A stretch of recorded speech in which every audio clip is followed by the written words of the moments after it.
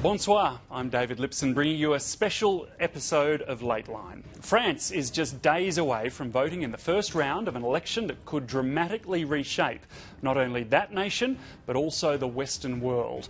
At stake, the very survival of the union that's held Europe together since World War II. The race is now a spectacular four-way contest, with candidates throwing out the political rule book in a desperate sprint for the finish line. So what's the state of play? Europe correspondent James Glenday takes a look. There are 5 serious candidates hoping to take the keys to the Elysee Palace. Polling suggests the ruling Socialist Party support has plummeted to 9%, with much of Benoît Hammon's base switching to the far-left group Rebellious France, led by Jean-Luc Mélenchon on 19%. On the far right of the political spectrum, Marine Le Pen's National Front is riding high on 24%, while the centre-right Republicans have slipped to 19% after François Fillon became caught up in a corruption scandal. The chaos has allowed Emmanuel Macron to carve out space in the middle, with about 24% of the vote. The top 2 candidates from this weekend will go through to a final runoff in a fortnight. The outcome is impossible to predict, but polling suggests Emmanuel Macron is most likely to face off against Marine Le Pen, and if he does, is expected to become President of France.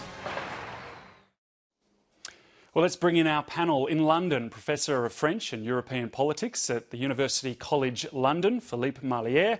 His research focuses on the French Socialist Party movement. In Paris, journalist Nabila Ramdani, who's a specialist in French and Islamic affairs. And in Melbourne, senior lecturer in French and comparative politics at the University of Bath, Aurelien Mondon. He's written extensively about the mainstreaming of the far right in France. Welcome to Lateline, all 3 of you. I just want to set things up with a very brief comment from each of you about what is at stake here and why is this election so astonishing. First to you, Nabila. Well, I think it was meant to be a pivotal election about the socio-economic and indeed structural problems of France and indeed about the future of France in general. But instead it has exposed, the massive fault lines within French society and indeed the weakness of and the sleaze among the political class. And dare I say, incredibly, it looks as though the 2 establishment parties, the Socialists and indeed the Republican Conservatives, might well be rejected from the first round. Philippe? Yes, I agree with that. I think 2 points. The first one is that the 2 parties which have dominated French political life over the past 30 years at least, the Socialist Party on the centre-left and the main Conservative Party, Les Républicains, might be out of the race in the first round, which is astonishing. Secondly, this vote is very polarised because amongst the 4 candidates which can still harbour any hopes of making it to the second round, you have a candidate for the far right, Le Pen, and a candidate for the radical left, Mélenchon. That's really unheard of, really something which creates a completely new situation. Aurelien? Yeah, I think both my colleagues have said it all, really. I mean, the other thing that is at stake here is the future of Europe, because depending on who wins this election in 2 weeks, France will take a different stance on the stances it's taken so far on Europe, and we could see a more social Europe, or we could see France taking a step back away from Europe. OK, well, the election frontrunner is the most unlikely of candidates, a charismatic former socialist minister and investment banker. Emmanuel Macron claims to be neither left nor right. He has no political party to speak of and has never held elective office. James Glenday met some of his supporters in northern France.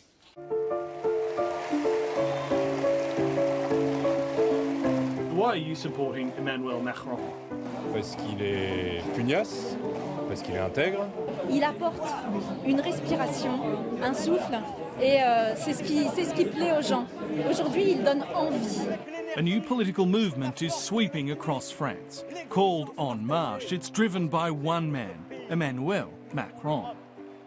Parce que nous sommes des ambitieux.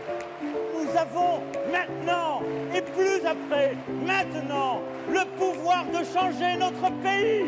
C'est vous! In just 12 months of frantic campaigning, he's gone from rank outsider to frontrunner in the French presidential election campaign. Stunning absolutely everyone. Vive la République! Vive la France!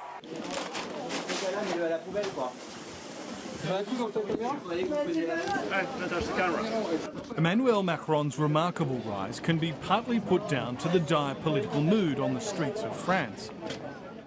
What do you think of the presidential election so far? C'est difficile, compliqué et incertain. Oh, you're not going to go and vote at all?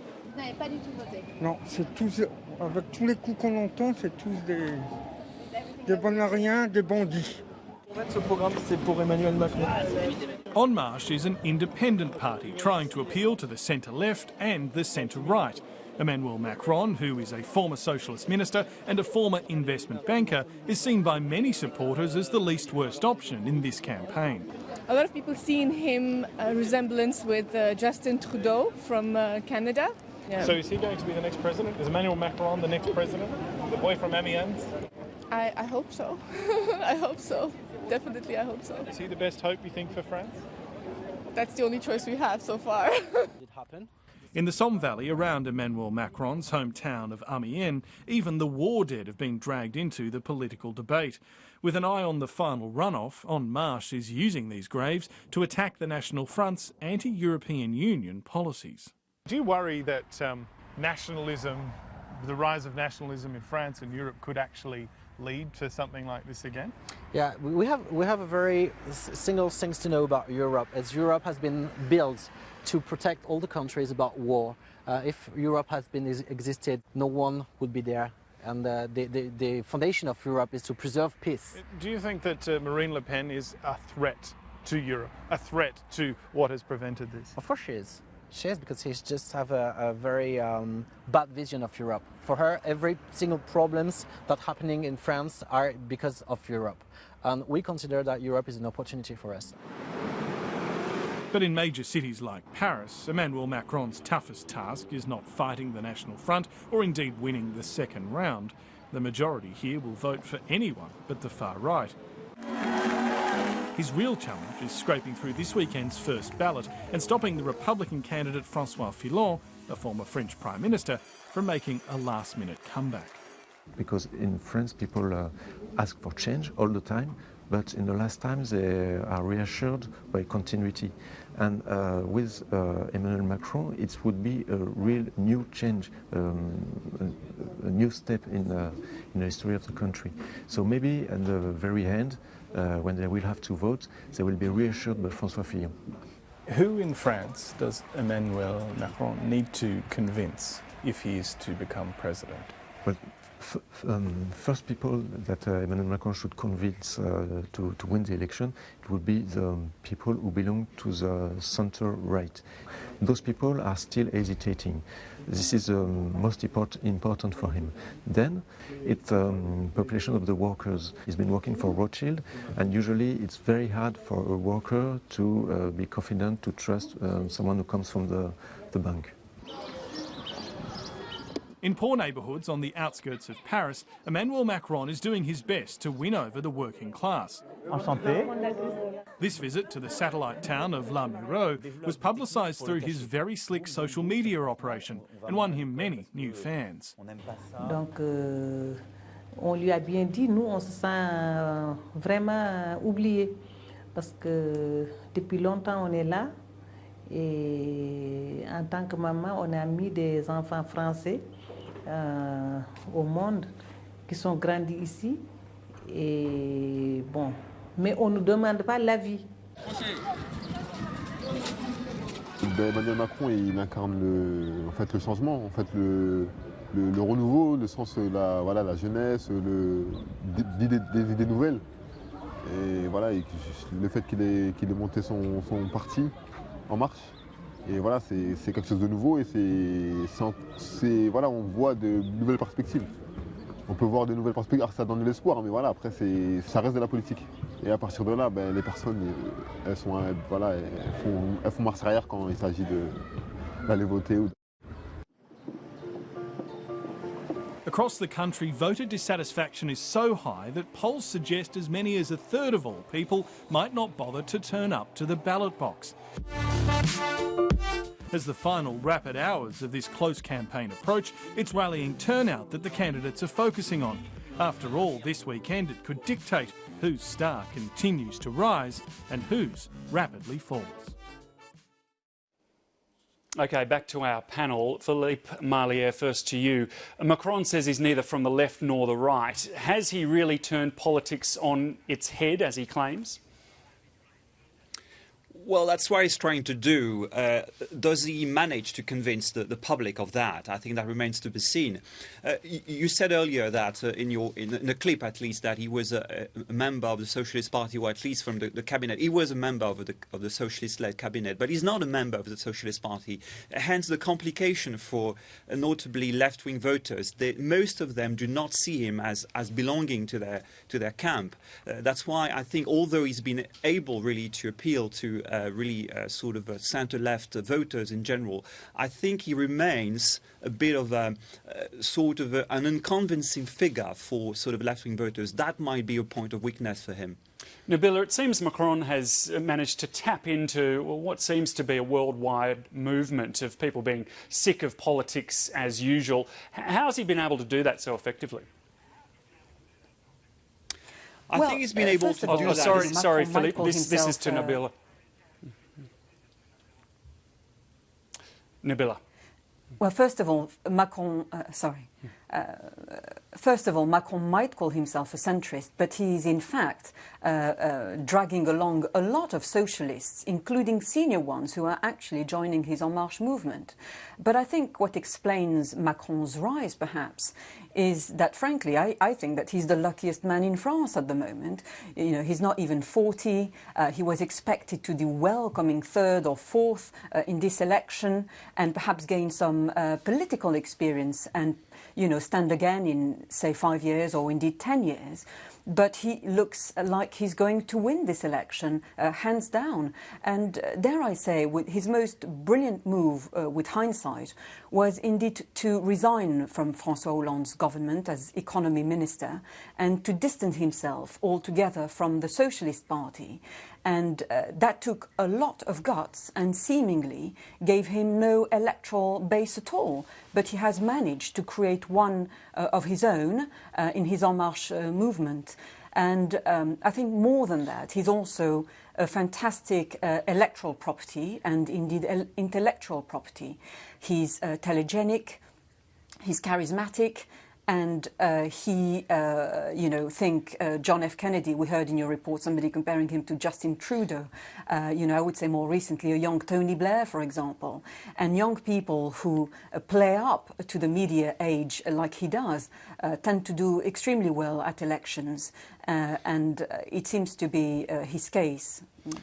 Aurelien, one thing about this campaign is that the scandals that have erupted in this campaign, and these don't involve Macron, but the scandals have really been next level. Police raids on Le Pen's party offices, Fillon facing possible corruption charges. They're both still in the race, though. How do you explain that? Well, that's right. I mean, it's been quite amazing, really, to see the amount of scandals and the fact that two candidates who have been, embroiled in a series of scandals are still running, and particularly Fillon, who seems to be getting into more trouble every day. I think this is what has helped Macron in many ways, this distrust of political parties. In France, opinion polls are saying that 9 out of 10 French people distrust political parties. And the fact that Macron is not part of a system, or doesn't look like he's part of a system, has certainly played in his favour. I think the only thing that could prevent Macron from really winning this election is possibly the rise of Jean-Luc Mélenchon on the left, because Jean-Luc Mélenchon also shows something different, and he hasn't been embroiled in scandals. Philippe, what do you say to that?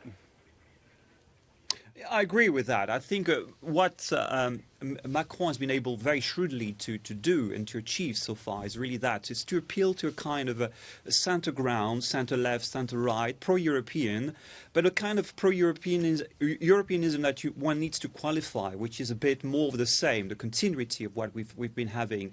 But I think, as my colleague Aurelien has just said, it's been challenged, notably on the left and the far right, on the radical left, notably, I think, and that's really the big issue, I think, about this election. If Mélenchon were to qualify and to make it all the way to the Elysée, I think, rest assured, that will bring about major changes as far as Europe and the sort of the direction of Europe has been taking is concerned, because Mélenchon wants really to undo and to completely change the current treaties, notably the Stability Pact.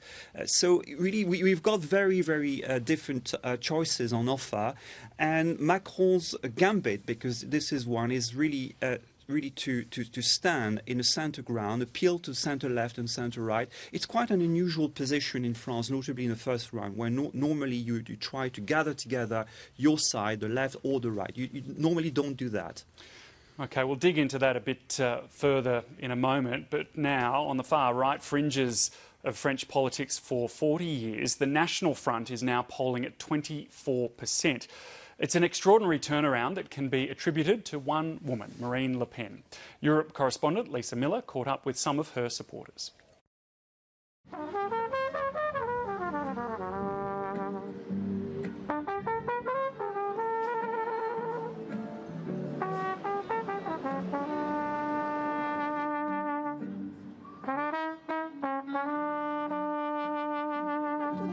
Non, mais je ne sais pas. J'ai bien compris. On le fait jamais d'habitude. Pour autant, ça c'est très important parce que c'est le seul candidat qui met. Bonjour, Front National, premier parti de France. Front National. Les communistes vous informent, demandez et vous aurez. J'ai Marine. Oui, moi j'ai Front National, premier parti. Marine, she will change France and the world as well. C'est quartier un petit peu bobo, donc ils ne se rendent pas encore compte, ils ne sont pas dans la réalité du monde. Ils vivent un petit peu, comme je le disais tout à l'heure, ils vivent un peu sous cloche. If you come here, you need to live like the French people. It's very good. Where are you from? From Moscow. Is it hard sometimes? Sometimes, yes, it's very hard. Yes. But it's okay. It's okay.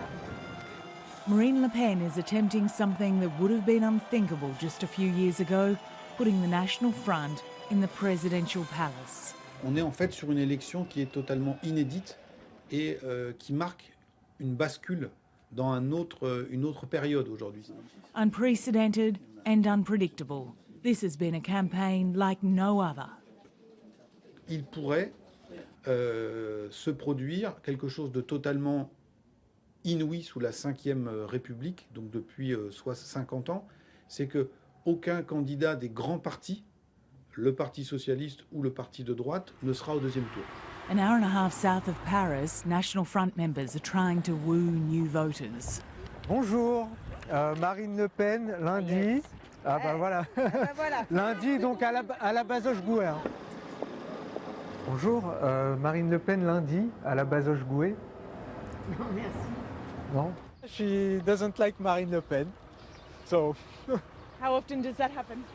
It's very rare, but it happens sometimes. For them, the National Front is a different party to the one led by Marine Le Pen's father, who was replaced by his daughter in 2011 and 4 years later expelled. And she's picking up support from communities that would never have voted for her father. Are people surprised to learn that the National Front is a party that is open and welcoming to gays?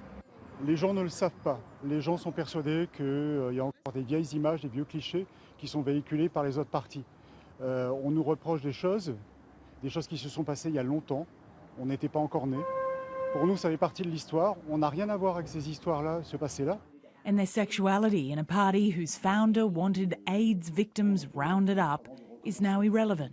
Donc, pour moi, c'est très simple. Aujourd'hui, Marine Le Pen, c'est Jeanne d'Arc. C'est celle qui va sauver la France, qui va relever la France, qui va remettre de l'espoir pour les Français, qui va leur apporter la chance de retrouver un travail, une identité, d'avoir une sécurité au niveau de la santé, au niveau du travail. Marine Le Pen, she welcomes all the patriots. She doesn't care if they are Muslims, if they are Christian, if they are Jew, if they are gay, if they are straight. You know, you are all welcome as long as you like your country, and that's it. That the traditionally left-leaning gay community is turning to Marine Le Pen is a sign of the dramatically changing political landscape in France. Maintenant, les choses ont changé et je crois que la communauté homosexuelle, comme n'importe quelle communauté, ne vote plus en fonction de son orientation sexuelle, mais vote en fonction du patriotisme qu'ils ont dans le cœur et de la volonté de voir changer les choses et de voir arriver Marine à l'Élysée. The party's policy of abolishing gay marriage doesn't feature in her election speeches. Instead, she appeals to gays who worry about security and fear they could be victims of Islamic extremism. Wooing a new base while keeping the old guard happy is a delicate balance.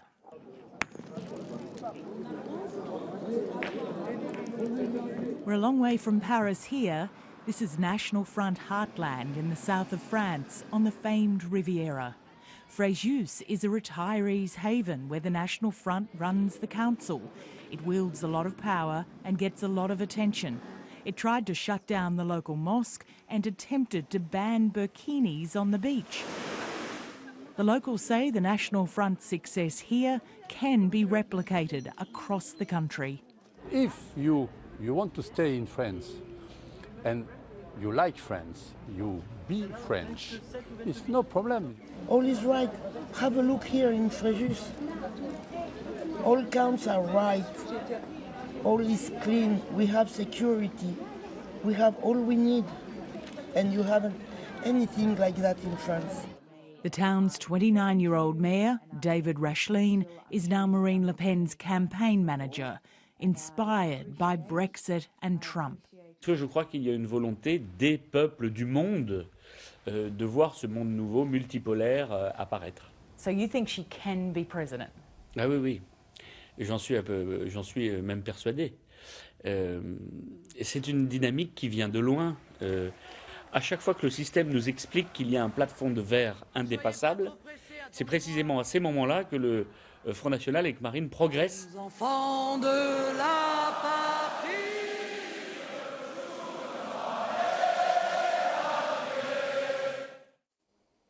Okay, back to our panel. Aurelien, first to you. As we heard in Lisa's report just there, Le Pen is bringing together these groups that would normally run a mile from National Front. How's she doing it? Well, I think first we have to be careful with making these generalizations. In many ways, she's bringing some people, but not all of these groups, and it will be very interesting to see actually who really votes for her in the presidential election.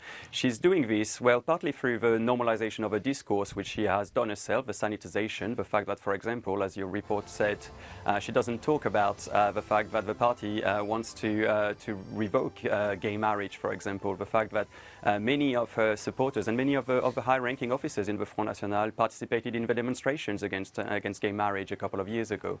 She doesn't talk about all these things, but these things are very much part of the program of the Front National. The Front National remains a far-right party, it remains a homophobic party, a racist party, and of course, if the discourse doesn't say that, it doesn't mean that the policies and the politics don't say that. The other part of the problem is also the way the Front National has been portrayed in the media and has been portrayed in a very in a much nicer manner than what it should be in many ways. I mean, the Front National has tried to change for 40 years. It's been a long, long process, and it's not just Marine Le Pen who has done that, but the way also the media has looked at her and the way they might have hyped her in a way.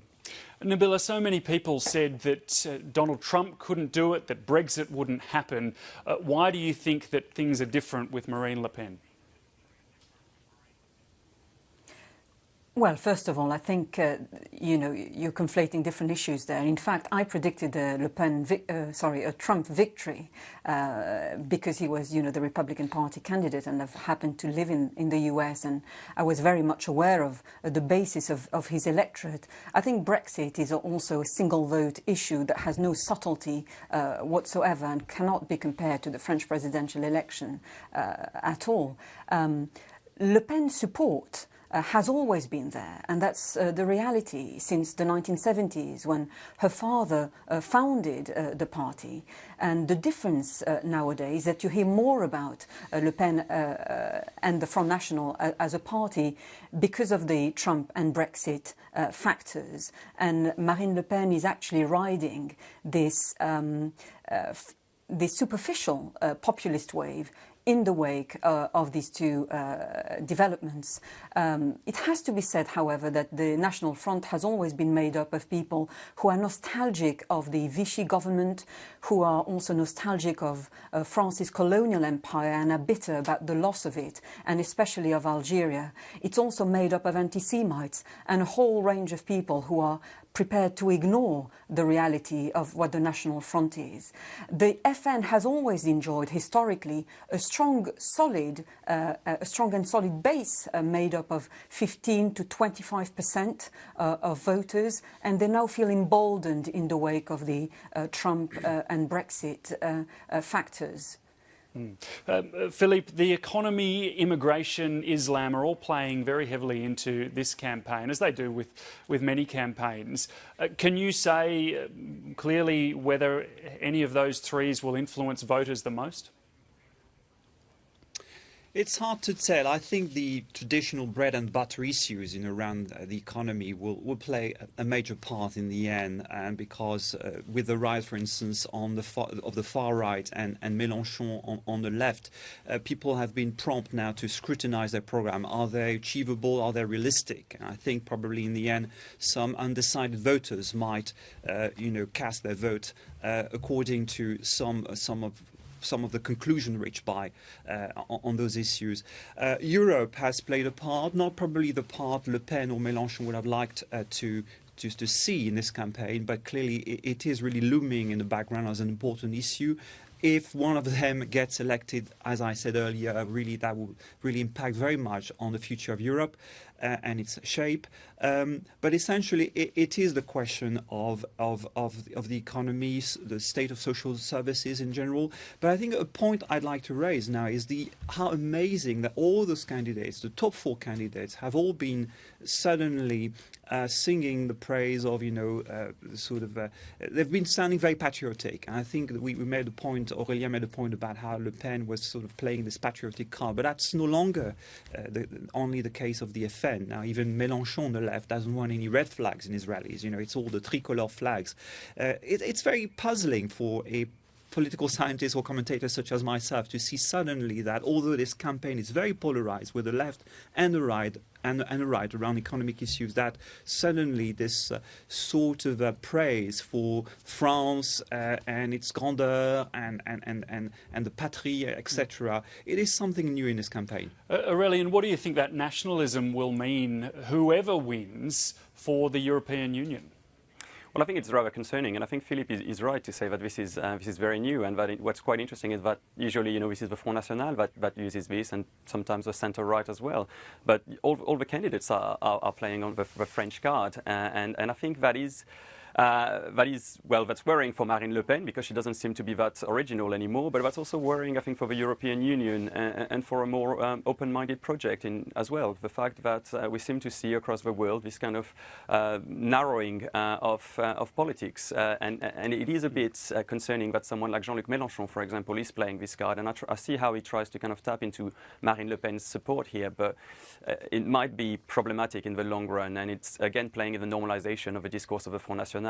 Nabila, whatever happens in this election on Sunday and then the final count further down the track, do you think French politics has been changed forever? Well, yes, indeed, in the sense that, as I was saying earlier, it brought into sharp focus a crisis within French politics, not least of all because we have the conservative Republicans who have a candidate who was supposed to represent the party of de Gaulle and indeed of traditional values of France, and who is instead an indicted criminal suspect. Not only him, but so is his wife, who would like to become First Lady of France as well. Nabila, I'm going to have to jump in there. I'm really sorry, but we've run out of time, but it's been a fascinating discussion. Thank you all very much for joining us, and sorry to interrupt and cut things short. I could have talked about that all night, but thank you again for joining us.